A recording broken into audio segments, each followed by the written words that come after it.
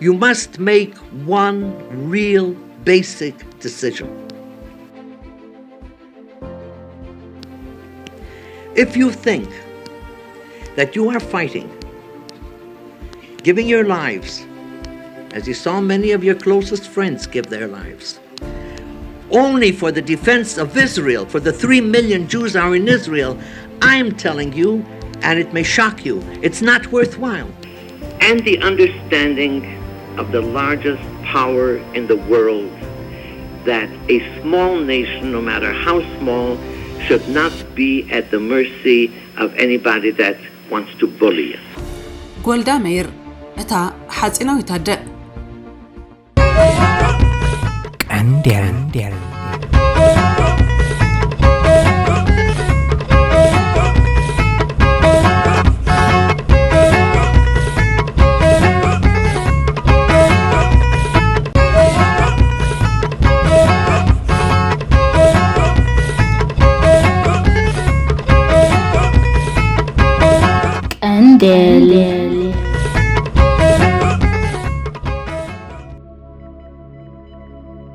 ሓጺናዊት ኣደ መለለይ ስያመ እዩ እስራኤላውያን ብልዑል ፍናንሽም ደጋጊሞም ጸዊዖም ዘይጸግቦ እዩ ሓጺናዊት ኣደ ሃገርና ክብሉ ይገልጽዋ ንጎልዳ ሜይር ቀዳመይቲ ሚኒስተር ሃገረ እስራኤል ነበር ኣብተን 5 ዓመት ጸንሐ ዘመነ መሪሕነታ በዳህቲ ዝበሃሉ ፈተነታት ብትረት ዝሰገረትን እስራኤል ንዙርያ ምላሽ ጸላእታ ኣላሽ ከተብልን ተፈራሒት ሃገር ክትከውንን ብጽሒታን በሳት ትወስድ ዋዕሪያ ክብል ቀዳማይ ሚኒስተር ነበረት ሃገር ሽሞን ፐሬዝ ኣብታ ንደቀቕቲ ሓሳባት ቦታ የለን ኣብ እትብል መጽሓፉ ገሊጽዋ እዩ በሰለስተ ግንቦት 1898 ኣብ ሩስያ ኬቭ ካብ ኣይሁዳውያን ስድራ ቤት ዝተወልደት ጎልዳ ሜይር ድሓር ንዝሓሸ መነባብሮ ኣብ 1906 ናብ ሕቡራት መንግስታት ኣሜሪካ ምስ ስድራኣ ከም ዝተሰደት መዝገብ ታሪኽ ህይወታ ይምልክት ንትምህርቲ ዝለዓለ ቆላሕታ ካብ ዝህቡ ስድራ ቤት ዝተረኽበት እዛ ብጽሕቲ ብኽፍሊ ትምህርቲ ማሕበራዊ ሳይንስ ቀዳማይ ክትቅበል በቂዓ ኣብቲ እዋንቲ ኣብ ሃገራት ኤውሮጳ ብፍላይ ኣብ ጀርመን ኣይሁዳውያን ከም እንስሳ ዝህደንሉ እዋን ነይሩ ካብ 39 ክሳብ 45 መዛዘሚ ዝረኸበ ካልኣይ ኩናት ዓለም ብመሪሕነት ጀርመን ህልቂት ሚልዮናት ኣይሁድ ብምዋጅ ንዓለም ኣብ ክልተ ደንበ ገሚዑ ዓለም ንሓድሕዳ ብዘይንሕስያ ብዝተባልዐትሉ እዋን ኣይሁዳውያን ግዳይ ጨፍጫፍ ናዚ ዝኾኑሉ እዋን ነይሩ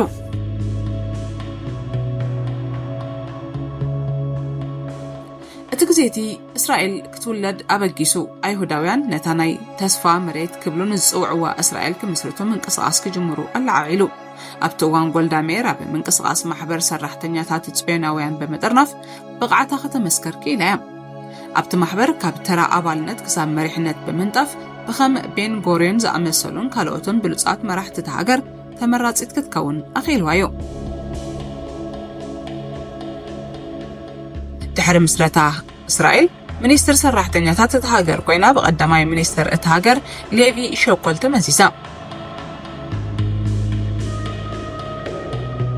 ነቲ ሚኒስተር ብዝለዓለ ብቕዓት ብምምራሕን ንሕና ካልእ ዓለም የብልናን ዓለምና እስራኤል ጥራያ ብዝብል ዘረባኣ ክሳብ ሎሚ ህያው ተዘካሪት እያ ጎልዳ ሜይር ቀዳምነትን እስራኤል ብዝብል ዘረባኣ እውን እትልለያ ኣብ መላእ ዓለም ዝነበሩ እስራኤላውያን ሰብ ሃፍቲ መዋእለ ንዋዮም ኣብ ሃገሮም ከውፍሩ ሰፊሕ ጎስጓስ ብምክያድ ኣብ እስራኤል ትካላት ክህነፃን ዕድል ስራሕ ዜጋታት ክፈጥራን ብምግባር ዛጊድ እውን ከም ህያው ዝረአ ስራሕቲ ሰሪሓ እያ ንሳ ኣብ መሪሕነት ሚኒስትር ሰራሕተኛታት ኣብ ዝነበረትሉ እዋን ነቲ ሃገር ዝመርሕ ዝነበረ ሌቪ እሽኮል ተኪኣ ብመንገዲ ምርጫ ናብ ጽፍሒ መዝነት ቀዳመይቲ ሚኒስትር ዝመጸት ኮይና ጽባሕ በትረ ስልጣን ምርካባ ሃገራ ብግዳማውያን ሓይልታት ብልዑል መጠን ክትፍተን ጀመረት ነዞም ፈተነታት ብጽንዓትን ብብሉጽ መሪሕነትን ብምብዳህ ሃገራ ካብ ምጥፋእ ከተድሕን ብዘበርከተቶ ግደ መሪሕነት ድማ ሓጺናዊት ኣደ ዝብል ናይ ክብሪ ስያመ ክትጎናጸፍ ኣኺልዋ እዩ ሜይር ካብቶም ጽንዓታን ብሉጽ መሪሕነታን ዘመስከረትሎም ስራሕታን ገሊኦም ምስ እንርኢ ድማ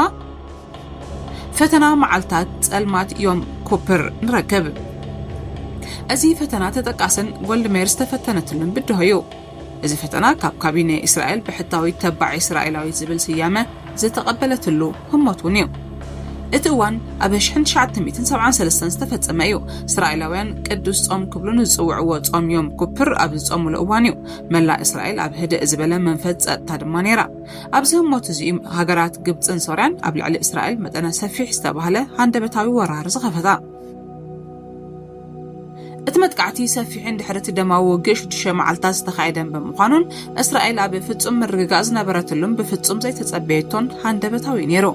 በቲ ተጽቢት ዘይተገበረሉ ሃንደበታዊ መጥቃዕቲ ሰራዊት እስራኤል ከቢድ ዝበሃል ክሳራን መጉዳእትን በጽሖ ይኹን እምበር ነቲ ሃንደበታዊ መጥቃዕቲ ንምክልኻል ህልኽ ዘወድእ ኩናት አንጻር ሃገራት ግብፅን ሶርያን አካየዱ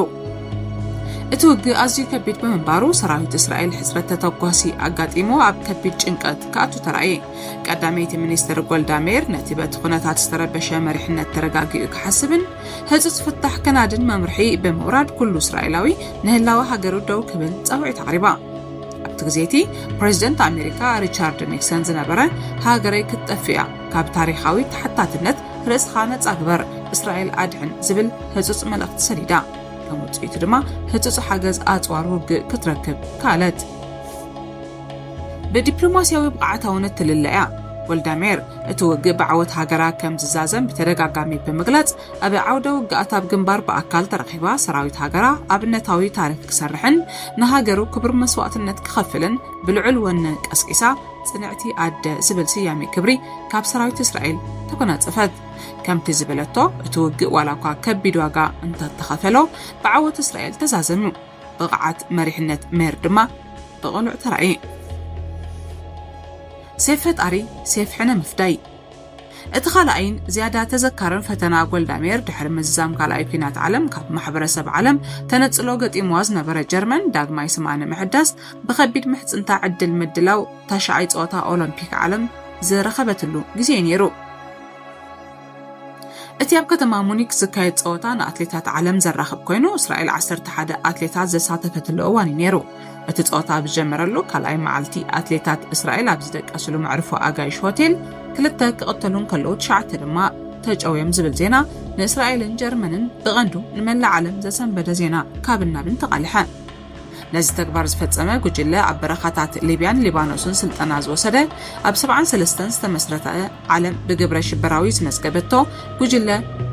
ጸላም መስከረም ፈጺሞ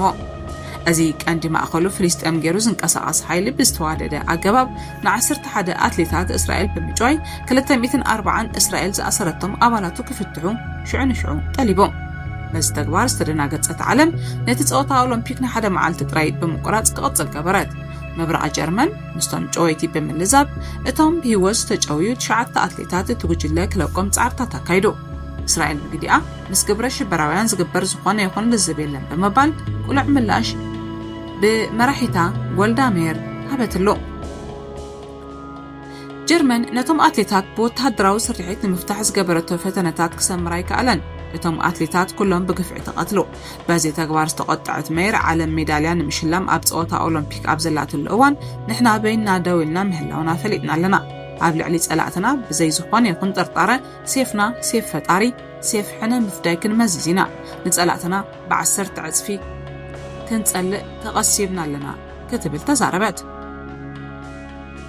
ስዒቡ ናብ መዓልታት መራሒ ሞሳድ እዋን ዝመራሕ ሓደ ግብረ ሓይሊ ብምቋም ኣባላት እቲ ጉጅለ ኣብ ዝርከብሉ ሃገር ሞሳድ ልኡኻቱ ብምስዳድ ብዘይ ንሕስያ ሓደ ብሓደ ብምወጋድን ንመዋፈሪ ማእኸል እቲ ጉጅለ ንምዕናውን መራሕቱ ብምቕንጻልን ህልውና እቲ ጉጅለ ክቕህም ተገብረ